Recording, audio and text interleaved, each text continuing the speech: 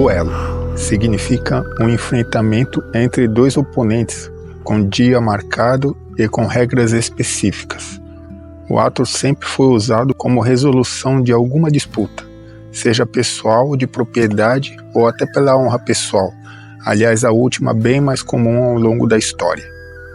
O assunto duelo se mostrou para mim mais interessante do que eu pensava, então resolvi contar aqui sua história, onde fica claro a falta de bom senso, o orgulho e a violência do gênero humano, especialmente o gênero masculino. Se se interessou pelo assunto, siga-me nesta viagem pela história. Visite e se inscreva neste canal, caso seja um amante da história. Duelo germânico. Final do século V. Roma, outrora rica e poderosa, cai no Ocidente, e por muitos motivos. Mas a maré que foi a pá de cal em sua derrocada foi a invasão dos diversos povos bárbaros germânicos que se assentaram em terras imperiais. Nesses diversos povos, a lei era se resolver as pendências, rivalidades e discórdias pela lei do olho por olho, dente por dente. Um combate de espada, onde quem morresse seria o errado na questão. E o resultado seria por vontade de Wotan, o deus dos germânicos, também conhecido como Odin. Com a organização dos estados alicerçados nas antigas leis romanas, essa prática foi oficialmente coibida, porém ainda praticada clandestinamente por longo tempo. E o termo olho por olho, dente por dente, permaneceu como significado de resolver tudo pela violência. Duelo medieval.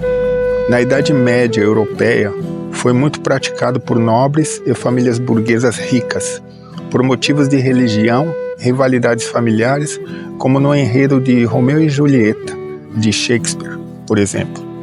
Disputas políticas também, e de dinheiro. Muitas vezes se usava o florim como arma de duelo, e ser um bom esgrimista era muito importante para um jovem nobre da época, pois se envolver num duelo era algo bem corriqueiro. Aliás, a esgrima surgiu como esporte na Alemanha no século XV, organizada por mestres alemães e espadachins. Duelos conjugais. É no mínimo bizarro, mas existiu. Foi na Europa da Idade Média, e aquela expressão batida, em briga de marido e mulher, ninguém mete a colher, muito provavelmente se originou da forma como os medievais lidavam com seus relacionamentos. Quando o marido e mulher entravam em choque com desavenças graves, chegavam ao ponto de se pegarem nesse curioso combate, que muitas vezes terminavam em morte. Desenhos feitos na região da Bavária, Alemanha, mostram um homem num buraco até a cintura armado com um bastão de madeira, enquanto a mulher trajava uma espécie de macacão e trazia uma pedra enrolada a um pano. O homem no buraco, presumivelmente, anulava um pouco qualquer vantagem física de força sobre o sexo feminino, nesse tipo de duelo. Um costume curioso, e demonstra o quanto esses casais estavam empenhados em se separarem, mesmo que lhes custassem a própria vida. Duelo europeu. A partir da Idade Moderna, 1453 a 1789, os duelos eram principalmente motivados por desagravo à honra. Acontecia até por fofocas, onde uma simples conversa se resolvia a questão, mas o sentimento de falso orgulho, de nobre ofendido, e sentido distorcido de sua masculinidade, levavam ao embate com risco de vida. Depois do desafio ao duelo ao seu rival, se arrumava um padrinho que acertava o dia, hora e lugar para o encontro, e o tipo de pistolas ou sabres que seriam usados. Havia o clássico duelo, onde os oponentes ficavam colados de costas, armados de pistolas. Andavam 10 passos e se viravam, atirando. Às vezes, havia a presença de um juiz para se certificar do cumprimento das regras, e até um médico para socorrer o ferido.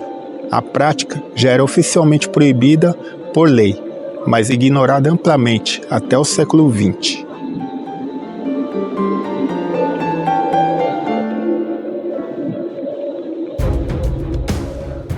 Duelo das Anáguas. Tudo começou com uma xícara de chá. A senhorita Elphinstone, mais do que isso, ao visitar a residência de Almeria Braddock, em Londres, no ano de 1792, esperava apenas uma tarde agradável de conversas sociais. Mas ela, Elphinstone, soltou alguns comentários inconvenientes e o caldo entornou.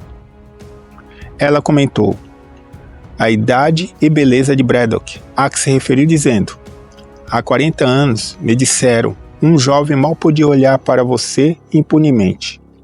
Acontece que Braddock acabara de completar 30 anos, então aquela conta não batia.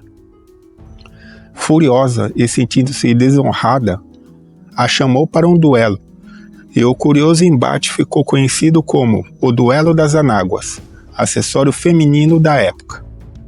Se encontraram dias depois no Hyde Park, em Londres. Elphinstone disparou primeiro, atingindo o chapéu de Lady Braddock, que caiu ao chão. Recomeçaram a luta com espadas, e Braddock feriu a rival no braço. Sangrando, Elphinstone resolveu abandonar a disputa e foi embora para sua casa, resolvendo escrever depois uma enorme carta pedindo desculpas, com um braço bom, é claro.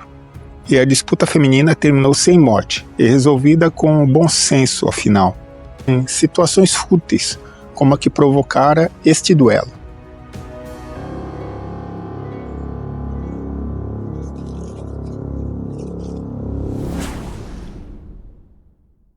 Duelo do Velho Oeste.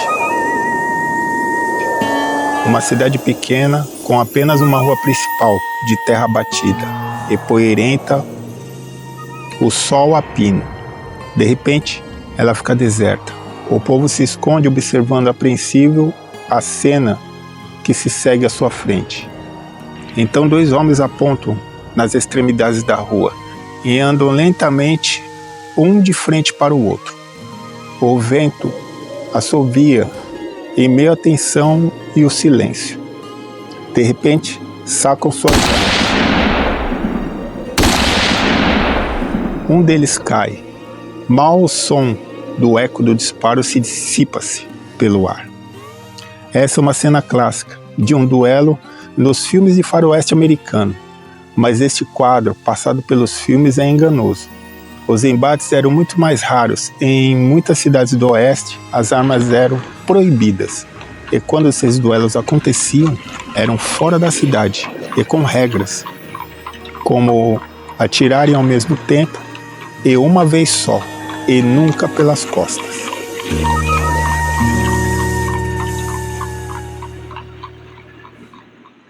O último duelo aconteceu em Lisboa, Portugal, em 25 de dezembro de 1925, no Jockey Club. O vice-presidente da Câmara da cidade, Antônio Beja Silva, e seu adversário, o monarquista e diretor da Companhia de Gás, Antônio Centeno. A questão era o fato de que Centeno não ter cumprido um acordo sobre a subida de preço do gás. Mas o fim do último duelo público, que eu consegui pesquisar, terminou de forma inusitada, pois o ilustre diretor da Câmara, Sr. Beja, ao se preparar para a disputa, sofreu um ataque cardíaco fulminante e caiu ao solo morto, encerrando a questão. Se isso acontecesse na Idade Média, seria entendido como um sinal divino, de que ele era de fato a parte errada na história. O termo então passou a designar disputas esportivas, como jogo de futebol ou luta de boxe, ou MMA. Mas por incrível que pareça, foi legalmente aceita na legislação do Uruguai, por exemplo, até a década de 1980.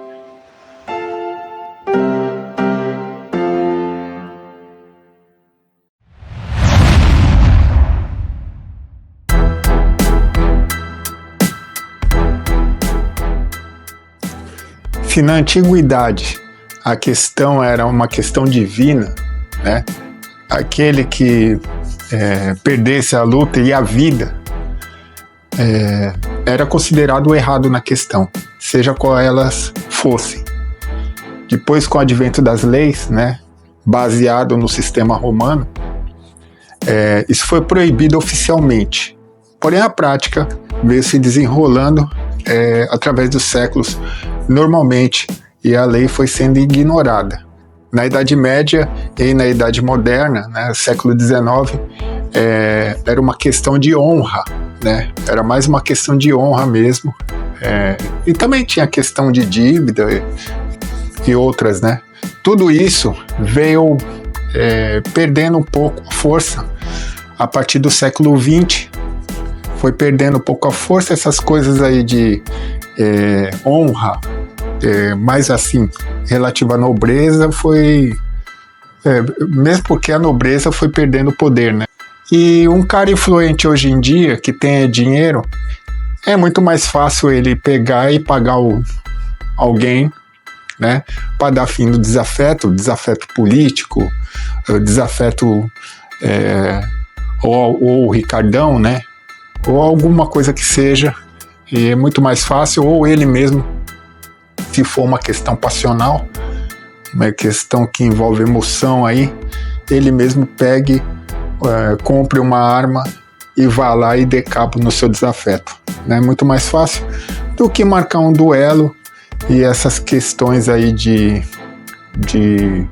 hora, de regras, compromisso e de honra ao seu nome, né? Então, esse pessoal aí do século XIX, principalmente, tinha muita preocupação na sua reputação, no seu nome perante a sociedade.